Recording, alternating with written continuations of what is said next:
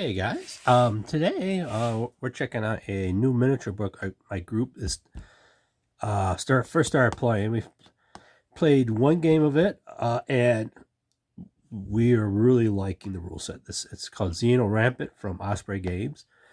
It's a miniature system that was written for future, but this works perfectly from anything from 1900 all the way forward. Just a little tweaking here and there, which anyone can do, and you can play any of the genre within that time frame. But I said it's basically a science fiction war game, but it can be used for modern times too. It's a standard. If you've done any other Ospreys, it's laid out the same. All the basic backgrounds, how to build your units and stuff like that. But we're going your commanders. Everybody gets a commander. You can have traits. You build your force around your commanders. So we're going to start here in heavy infantry. Heavy infantry can be considered a modern day regular infantry. So you got heavy infantry, then you got elite infantry, which would be special forces modern day. This is what we're basically using it for as modern day. From Vietnam up to nowadays, but elite is your elite forces. Heavy infantry is your regular army military forces. Other units, you got light infantry, which falls under recon and other mobilities. Then you get specialized ones, which is berserk infantry. This way you start getting into sci-fi, or you can use them for fanatical troops and stuff. You got your sport infantry, which is your mortars, heavy machine guns, heavy weapons teams. You got your militia rabble, which answers itself as regular rabble. Then from here on, you get to your aliens and other stuff. Your xenomorphs from aliens and other predators and their rules and stuff. But the basic rules for them are simple. Get this up here so you guys can see. So they got the point value. That's the first number here. The next number is your attack value. You got your move, your shoot, courage, and your armor. Your attack value, which is different than your attack, which we get to. Defensive value, shoot value, maximum movement, and your strength points. Now the strength points covers how many forces you got in how many miniatures you got in your unit. But so we'll start with attack. Attack, move, and shoot. When it's your turn, in this system, it's you go, they go. So it's not back and forth. You move your forces, then the other side moves their forces. So how you do it? So you got attack, move, and shoot, which has a number. Some say free, which we'll get to that. So if you want to attack, you need to roll 6 or higher on 2 dice for that unit to attack. Attack is basically if you want to go into hand-to-hand combat with them. Move is a 5+. That's if you want to move the unit, that's what you need to roll on 2 dice. Then you got your shoot. Shoot's the same thing. You need a 6+ for that. But some units, you can attach something special to them. There's nationality profiles in the book for like modern day, for the U.S., Russia, Germany, and stuff like that. Especially for like World War II and stuff like that.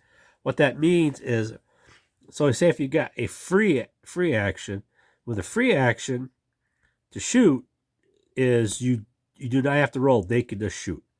And so when your turn when you activate a unit, it gets one action. You can move, or you can shoot, or you can attack.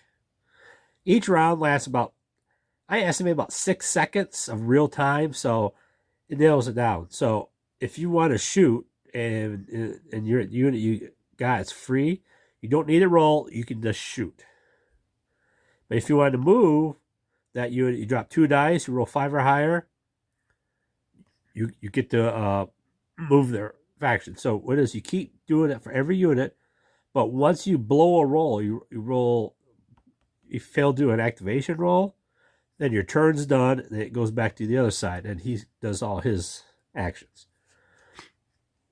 If you have your commanding officer within 12 inches of a unit, it gives you one better one. It gives you a -1 to your roll, so or +1, -1. So if you have a leader, you want to move within 12 inches, it's only a 4+ instead of a 5+. So courage is when you take a hit. We take a hit, which it doesn't need to wound. I mean, you don't lose anyone. Take a hit, you got to do a morale check, or if you lose a round of hand-to-hand combat, then you do a courage test to see if you stand or you break. Armor represents how many sixes on a die 6 that needs to hit you to kill a point, kill a person in the unit.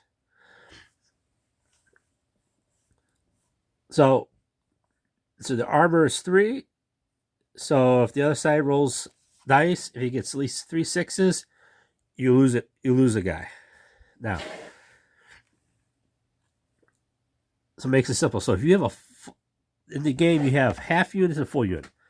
When you start the game, your units start with 5, 10, 15, 20 number unit. If it's a full unit, you're gonna roll 10 dice.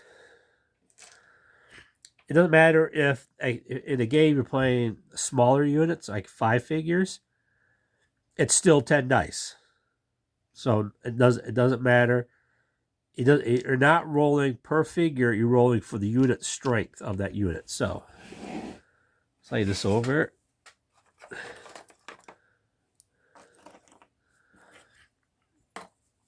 So if you're playing a smaller game and your unit strength are 5 figures, these are Canadian infantry here, but you're running small units of 5, and so for that game, that unit strength is going to be 10 dice.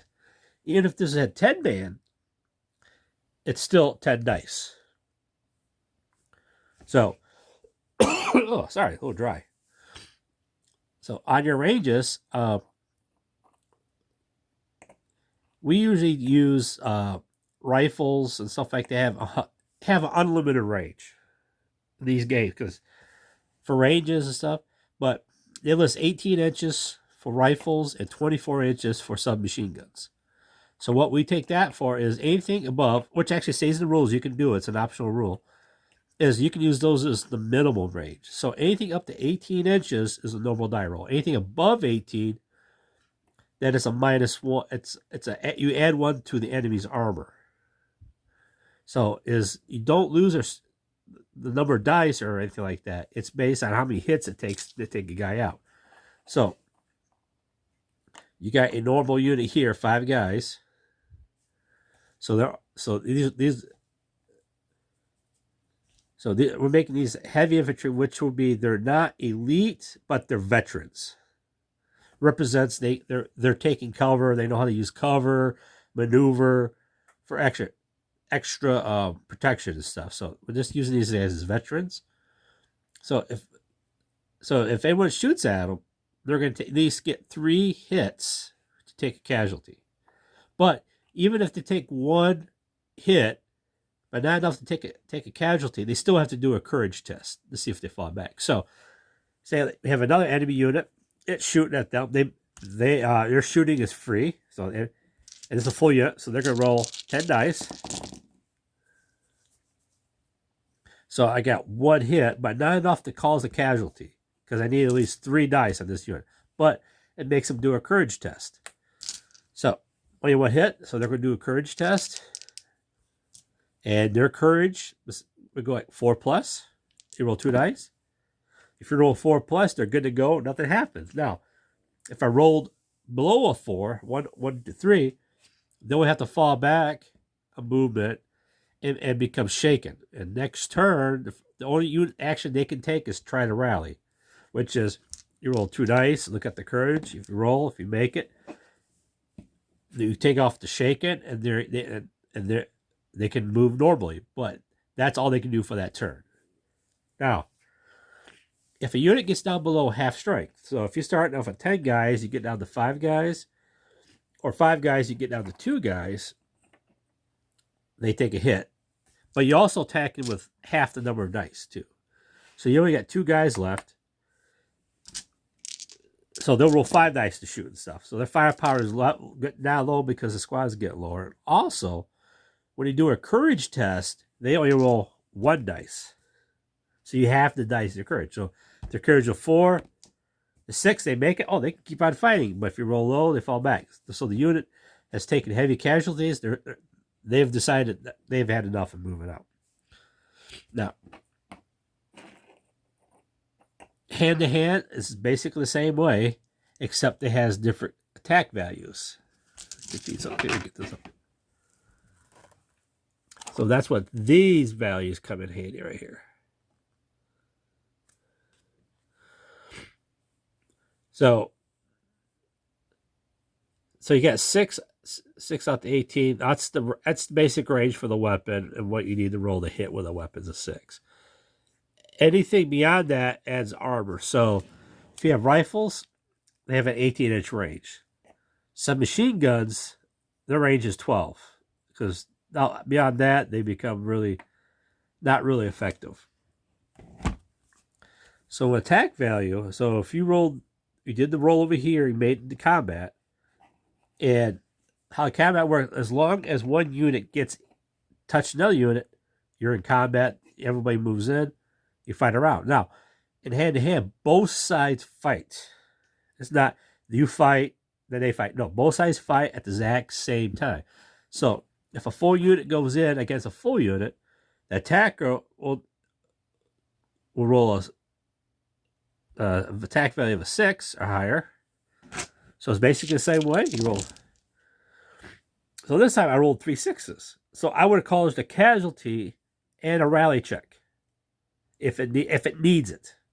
You only do it in melee. You only do a rally check if you lost. So I caused 1 casualty of the enemy. Now the enemy fights back.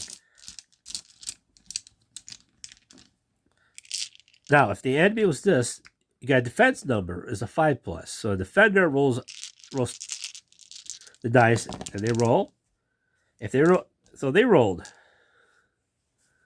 3 dice. So they cause a casualty on me.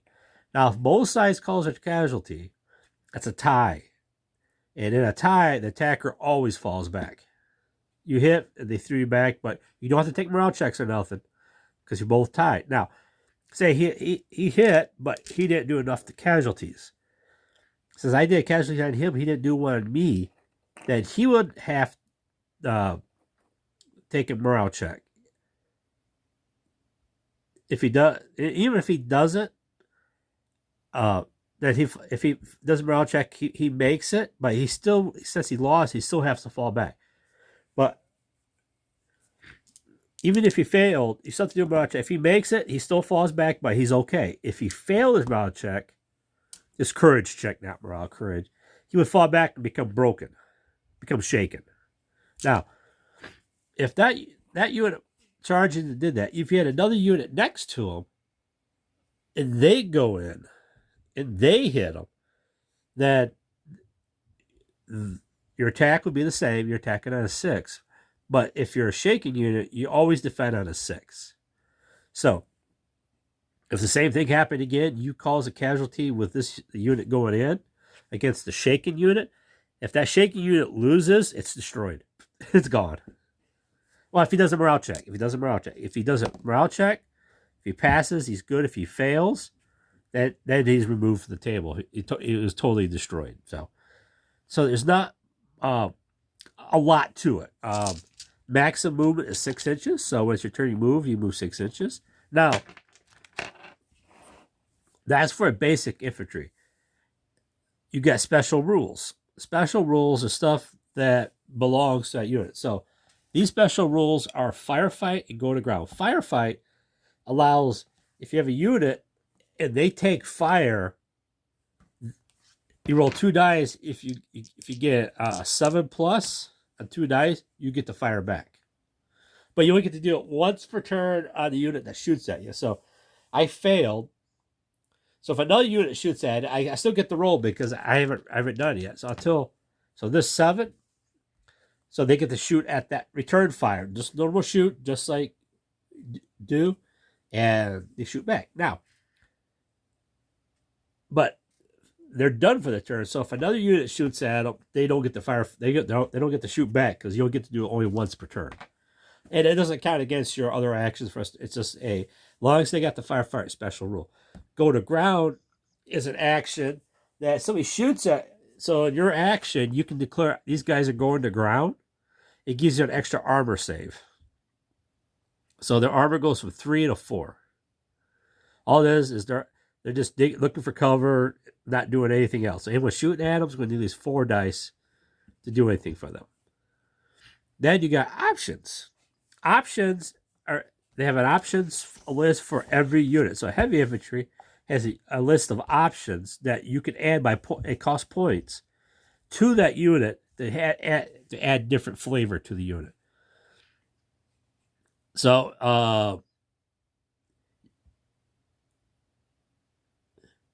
you got heavy weapons. So move these out of the way. So you got heavy infantry unit, but you're going to declare it as a heavy weapon unit. So a heavy weapon unit, say like this machine gun unit. So when they fire, they're shooting their unit. Be 5 guys like this. That represents the unit. They're rolling 10 dice just like a normal unit, but every 6 counts as 2 hits. So when they're going to shoot, they roll. I roll 2 6s. Since it's a heavy weapons unit, that becomes 4 6s. So machine guns are, you don't charge into machine guns. There's other things you can give to them. You can give them undisciplined. Their courage makes that raises the courage. What makes it so it goes from a 4+ to a 5+ or higher to pass, but it's a -1 per unit, so it saves you points. So these are extra things you can add it to give it character, depending on what age that you're fighting at. So or scenario and stuff. So you can make a unit really veteran or really elite, but it costs a lot of points, so it lowers them down. Or you can make them like conscripts, and you get a lot of conscripts for a lower, but it goes against you for your courage and stuff. So it has everything has the options for that, and the special rules. Special rules you get if you take that. So you take Berserk, you get these special rules with then there's options that you can add to it to give it flavor. Xenomorphs operate the same way as everything else. They got special rules for the Xenomorphs, and they got options you can add to them. So to give flavors of whatever world or place. Vehicles. There's not much in vehicles, but you don't really need to, because they got fighting vehicle. You got transport. Fighting vehicles has their own special rules and options. The options can add to it. So you can raise the lower the armor, depending if you go like soft skin, or you can raise it to become harder for vehicle tanks and shooting and stuff. So there's options there to configure the vehicle any way you want. And your shooting and stuff is generic. So it doesn't matter if you're fighting a bolt action World War I rifle or a plasma gun from the future. All you're doing is hitting the target, and it's the skills of the infantry defending against it. So if you're fighting better infantry, they know how to hit cover, they know how to use cover, maneuver, and stuff. So it doesn't matter what age, it still works out the same way. Transports is just basically a vehicle that can carry troops. You can deck it out the way you want it, and it allows a lot of free reign on how you use it. Terrain. How terrain, for a quick summary. You got a wall. Your troops are here. If your troops are up at the wall, you get a cover save. The cover save, so if it's like a stone wall and stuff like that, which is really good preventing bullets, you can add a plus to the armor. So these guys, armor is 3. If they're behind stone walls, it goes to a 5. So you need 5 6s to wound them. So the veteran infantry in cover, they're hard to dig out. There's ways to do it. You can have anti-tank weapons. So when you shoot an anti-tank, it has the halves the armor. So where you're shooting at. So, and all that does is if you need if there's say like you need 6 6s. If you have anti-tank, it lowers it in half, so you need 3 6s to cause a wound because of the weapon. But so if you're back away from the wall, how we work, if you back away from the wall more than an inch, you don't get the cover. It represents the undulating of the land. But if you're up at it, then you get the cover. So if you're moving, if you move up to it, then you have to stop. Next turn, because you waste the last turn movement work getting over it. The next turn you can move on. Now, if there's an opening, then you can just move normally, because you just go around through the door and out. So, rivers is half. Rough terrain is like shallow rivers, snow, moving through forests, halves your movement. If you take Ranger, the Ranger special option, then you can move through forest, river. It doesn't bother you. You're not affected by terrain. So there's always something in there you can work out on how to for whatever scenario or army that you're building. They have a flow chart. This starts off. Start your activation phase. You check your suppressed troops first. Then you do all your regular activations. Then you end. And if you have something, you just do what it says, and you're good to go. So it seems like a lot of rules, but there's not. You get the hang of it really quickly, and you can fly right through it. This way, it just goes to the more detailed vehicles, transport, how to load and unload, shooting, choosing a target in the game. You can shoot at anything in line of sight. You don't have to shoot at the closest. You can shoot at the farthest you want in line of sight. For cover. So if you have a wall, it's where the majority of the unit is. So if you have a 5-man unit, you get 2 guys behind the wall, and the enemy can see 3 guys outside the wall, then you don't get cover because the majority of the unit's outside the cover. And when you take casualties, you take it from the guys in the open. But the rules, they allow you some leeway. So if you have your sergeant out here, like this, and they take 2 casualties, what is, you got to stay within cohesion, which is about, basically, we usually operate about an inch for cohesion for a squad. No, it depends on what time period. If you do a time period where they have headsets and everything like that, then you can have farther apart. But if like World War II, we keep a squad with an inch. It's just talking. But if you have a sergeant out here, and you take 2 casualties, what they do, you can take the sergeant, put him behind cover, and you just take the 2 casualties. It's like, he was smart enough to be up here, so they give you some leeway.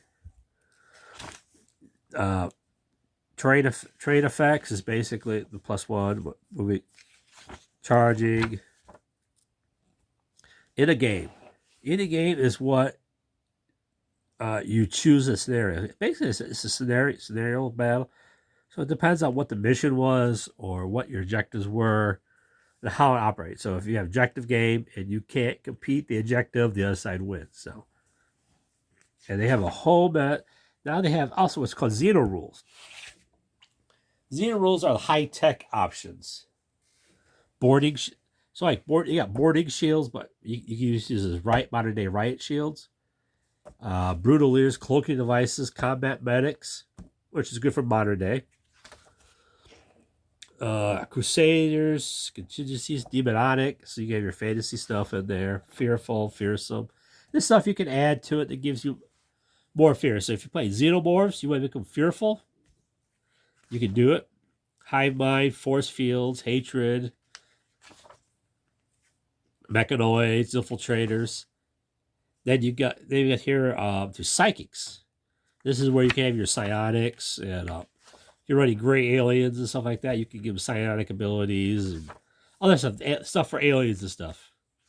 Stun weapons. So there's a lot of extra stuff. Then you got up here the scenarios. They give you 12 scenarios that you can set up and play.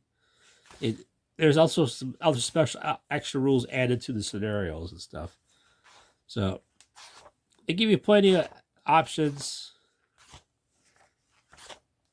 to play and everything. Now,